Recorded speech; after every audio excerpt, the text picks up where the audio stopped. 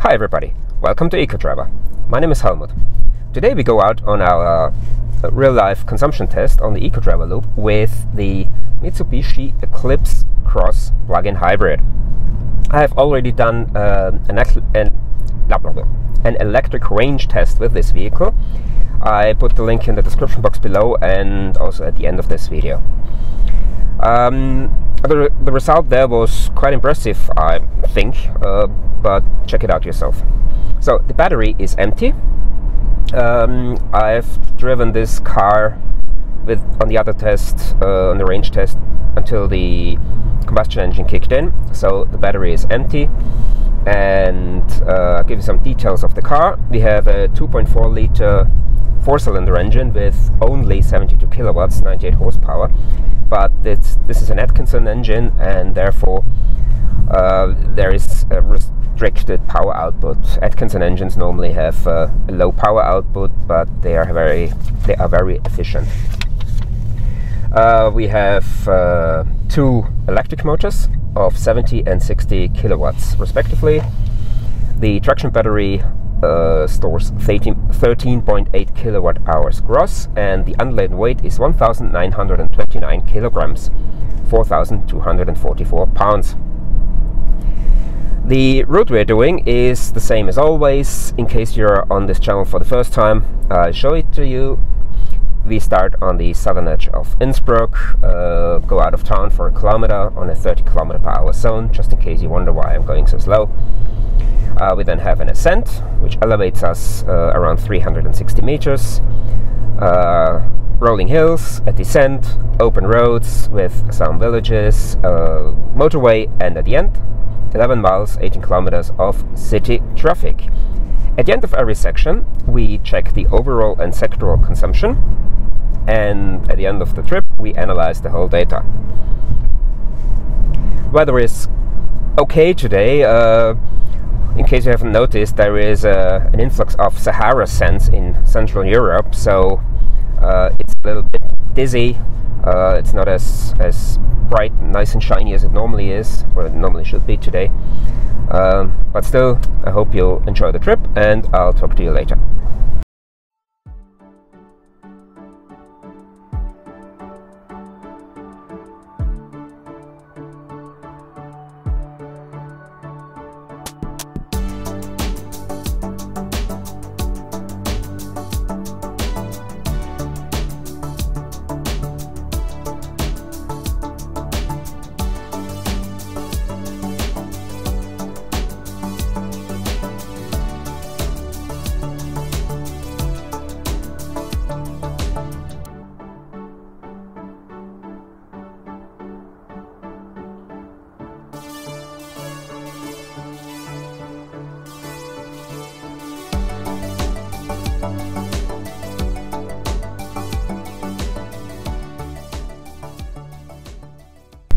So we are coming to the end of the climb now, and we see here 14.9 liters per 100 kilometers. We see here the same phenomenon that we have with other plug-in hybrids. When we start with an empty battery, the first few kilometers, the first couple of kilometers, the consumption goes up pretty high. Why is that? Because the combustion engine tries to charge the battery a little bit in order to have some electric energy for later use. And here we have a serial hybrid, at least at lower speeds, so that so here we have a hybrid which has more power output in electric mode than the combustion engine can deliver, and this means often the combustion engine only is here to charge the batteries. At higher speeds, or when we need more power, then the combustion engine drives the wheels directly as well, but we always, or almost always, have the electric motors doing the work, and therefore we need some base state of charge in the batteries, and this is why the consumption at the beginning is rather high. We are now approaching the hills, and if you follow this channel, you know what I'm saying now. Here it's important to play with the road, use the change of gradient to your advantage. If it goes down, build up some speed. If it goes up, reduce the speed slightly. Imagine just like you're on a roller coaster.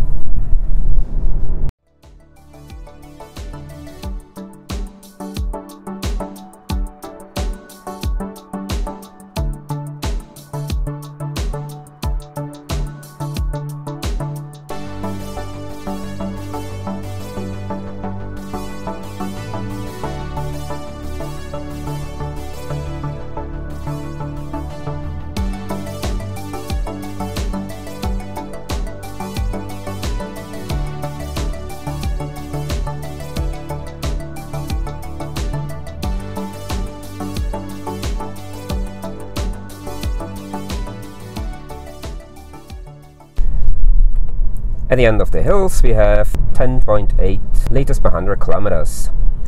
Unfortunately the bus has held us up a little bit, but that's what you have to cope with in a real-life consumption test. On the descent now, I, as usual, try to go down without any additional use of energy, without using the accelerator pedal. You have two flat sections. I try to cross those without the additional need of energy, go into the flat section with enough momentum and cross them just in coast mode. The only thing that probably prevents us from doing so is other road users, some vehicle movers we normally have in front of us, preventing us from going really efficiently. On the way down with plug-in hybrids, normally you have to watch a little bit how strong you brake, as the electric motors are not the strongest. I mean, it's a little bit different here. The electric motors are rather strong, but when we come to the hairpin turns, you might notice that the needle goes into the almost fully charge section, which indicates that the regenerative capacity of the electric motors is reached, and therefore the friction brakes are used, and that does mean that we can recuperate the maximum possible amount. You see that I normally drive in B mode, that's the brake mode. With this car, normally I don't do this because I don't want the stronger braking when I lift my foot off the accelerator. However, here, in order to have no recuperation at all, I need to go into brake mode and then set it to 0. Because when I'm driving in D mode, drive mode, I have a recuperation or regeneration intensity which is roughly around, which equals B2, and as you know, I don't like this, and I want the car to be coasting when I lift my foot off the accelerator, as this, firstly, for me personally, is the most comfortable way of driving. I just accelerate, lift my foot off, and then I'm coasting. And secondly, it's simply the most efficient way of driving an electrified vehicle with as little resistance as possible.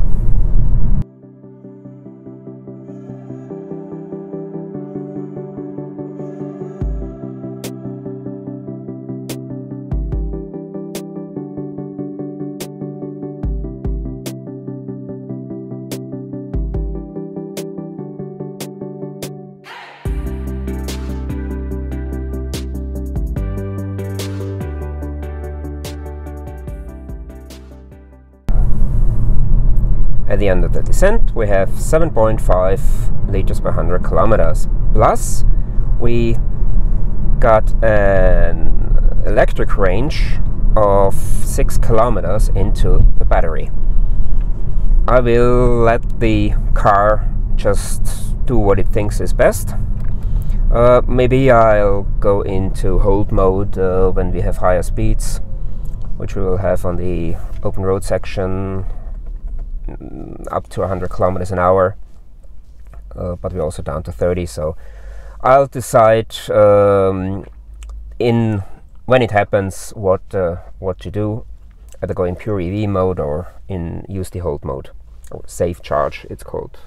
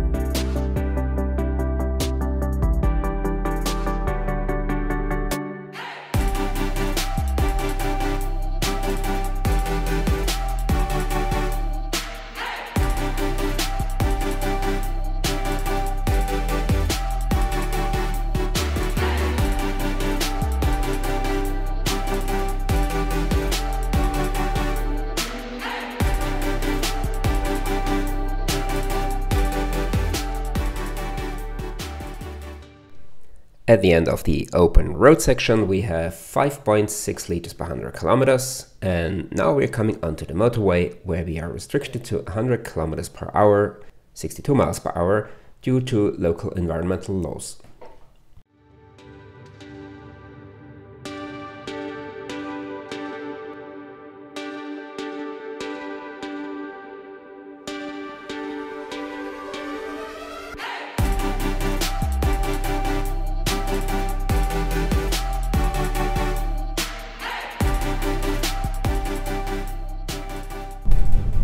We now come to the end of the motorway, and we have here 6.4 liters per 100 kilometers. What I did here is I saved the state of charge, or I saved the charge of the battery at one point, as this car does a similar thing to the Honda CR-V hybrid. It's in its serial hybrid mode. It's charging the battery while driving the car, and the state of charge goes up, and then the car drives a certain distance in EV mode. To avoid that we wasted the EV mode on the motorway at higher speeds where it's not that efficient, I saved it for the use now in the city. In the city, it's important to keep the vehicle in motion, try to avoid braking, coming to a standstill, try to avoid the re-acceleration, and so save a lot of energy.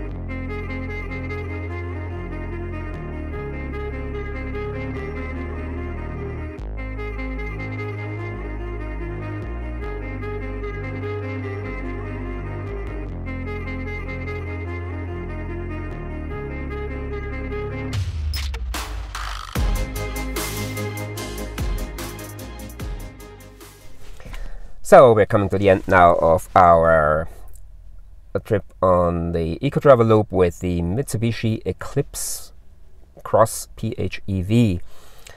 I have to say the engine and the gearbox, the whole drivetrain is very smooth. You don't feel any change of drive mode, and it's really very good. And if you look at the overall consumption here, 5.5 liters per 100 kilometers. Yeah, not the very best, but let's have a look at the detail. Well, let's have a quick look at the detailed consumption of this trip with the Mitsubishi Eclipse Cross. You see here the overall and sectoral consumption. On the open road section, it was relatively low, caused by the fact that we gained some electric range on the way down.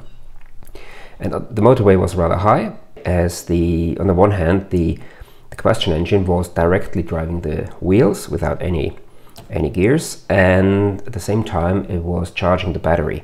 So that causes this relatively high consumption, but then we benefited from that as we approached the city, and we had some charge left in the battery, and this led to a relatively low consumption in the city. Overall 5.5. It's average, and it is known that serial hybrids are not the most efficient, but it has to be said that the comfort, the setting of the whole drivetrain is really good, and you don't feel any change of drive mode, and here you see the experience that Mitsubishi has in this field and with this very drivetrain. As usual with plug-in hybrids, I have done the electric range test, and you can find this here, and the Mitsubishi was rather good there. Down here you find the playlist with the plug-in hybrid consumption tests with empty battery, and if you are generally interested in what I'm doing, feel free to subscribe to this channel, and if you hit the notification bell, you won't miss any new video. Thanks for watching, take care, see you next time.